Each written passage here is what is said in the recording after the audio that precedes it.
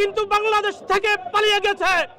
তুমি এই বাংলাদেশ নিয়ে ষড়যন্ত্র করবা, তোমার কিন্তু আমরা বাংলাদেশ থেকে বাংলাদেশে কিন্তু দাঁড়াতে দেব না, তোমার নেত্রী হাসিনার কাছে কিন্তু পাঠিয়ে দেব।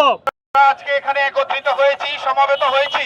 আমরা চাই আমাদের সংকুচিত শ্রমবাজার চালু হোক, মালয়েশিয়ার শ্রমবাজার অচিরেই চালু হোক।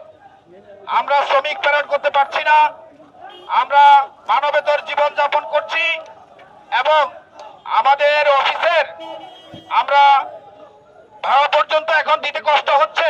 আমরা চাই অচিরেই আমাদের মালয়েশিয়া সহ আমাদের বন্ধ শ্রমবাজার চালু হোক এবং আমরা আমাদের ন্যায্য দাবি আমরা সরকারের কাছে পেশ করতে এসেছি। আমরা যে কোনো মূল্যে বাজার খুলুক, আমাদের এই দাবি।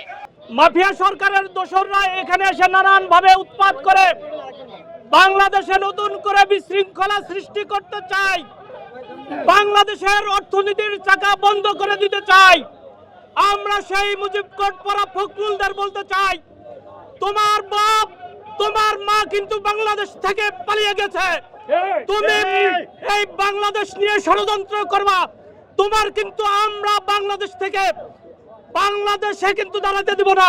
যদি বাংলাদেশের অর্থনীতি বাংলাদেশের লক্ষ লক্ষ শ্রমিকের ভাগ্য নিয়ে শ্রীমণি করো, তাহলে তোমার কিন্তু বাংলাদেশে থাকতে দেব না, তোমার নেত্রী হাসিনার কাছে কিন্তু পাঠিয়ে দেব। সুতরাং আমরা চাই, আমরা ব্যবসায়ীরা টানা সপ্তমবারের মতো বেস্ট টিস্যু পেপার ব্র্যান্ড হিসেবে স্বীকৃতি পেয়েছে বসুন্ধরা টিস্যু। ব্যবসা হিসেবে কাঁধে কাঁধ মিলিয়ে ব্যবসা করতে চাই, কোনো প্রকারের বিশৃঙ্খলা সৃষ্টি করতে আসবেন না। আমরা ডক্টর আসিফ নজরুল স্যারের উপরে আমাদের পরিপূর্ণ আস্থা। উনি যেভাবে ভালো মনে করেন বাংলাদেশের স্বার্থে, বাংলাদেশের লক্ষ লক্ষ শ্রমিকের স্বার্থে যেভাবে ভালো মনে করেন মালয়েশিয়া সরকারের সাথে আলাপ আলোচনা করে মালয়েশিয়া বাজার খুলে দেবেন। ব্যক্তিগতভাবে আমি ব্যবসা করতে পারলাম কি পারলাম না এটা বিবেচ্য বিষয় নাই।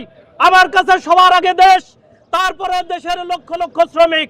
মালয়েশিয়া সরকারের আভ্যন্তরীণ নীতির কারণে বিগত 31 মে 2024 তারিখের পর সকল সোর্স কান্ট্রির হতে কর্মী নিয়োগ বন্ধ রয়েছে।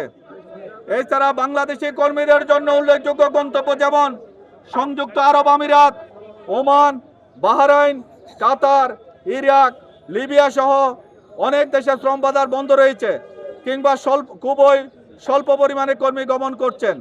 ওই সকল দেশে শ্রম বাজার বন্ধ বা সংকোচনের কারণ এবং বাজার উন্মুক্তকরণের প্রয়োজনীয় পদক্ষেপ গ্রহণে সংশ্লিষ্ট দূতাবাসের প্রতিবেদন দাখিল করার জন্য নির্দেশনা দেওয়া প্রয়োজন। সাম্প্রতিক সময়ে 14টি সোর্স কান্ট্রি হতে মালয়েশিয়া সরকার কর্মী নিয়োগের প্রক্রিয়া শুরু করলেও বাংলাদেশের ক্ষেত্রে নিয়োগ প্রক্রিয়া চূড়ান্তকরণের জন্য জয়েন্ট ওয়ার্কিং কমিটির গ্রুপ মিটিংয়ের পরে সিদ্ধান্ত নেওয়া হবে বলে ধারণা করা হচ্ছে। মালয়েশিয়ার শ্রম বাজারটি বাংলাদেশের জন্য খুবই গুরুত্বপূর্ণ, তবে এই ক্ষেত্রে এক শ্রেণীর সুবিধাভোগী এবং নেতৃত্বলোভী বাইরা সদস্য নামদারি মালয়েশিয়ার শ্রম বাজারটি যাতে না খোলা হয় সেই রকম কর্মকাণ্ড চালিয়ে যাচ্ছে এবং দুই সরকারের মধ্যে স্বাক্ষরিত সমঝোতা স্মারক জয়েন্ট ওয়ার্কিং কমিটির গ্রুপ মিটিংয়ের সমস্ত কার্য বিবরণী দুই দেশের আইন কানুন মেনে বৈধভাবে মালয়েশিয়া কর্মী গমনের পর এই শ্রেণীর ব্যক্তিগণ মানব পাচার, মানি লন্ডারিং প্রভৃতি অভিযোগ তুলে মালয়েশিয়া শ্রম বাজারটি বন্ধ রাখার অপচেষ্টা চালিয়ে যাচ্ছে।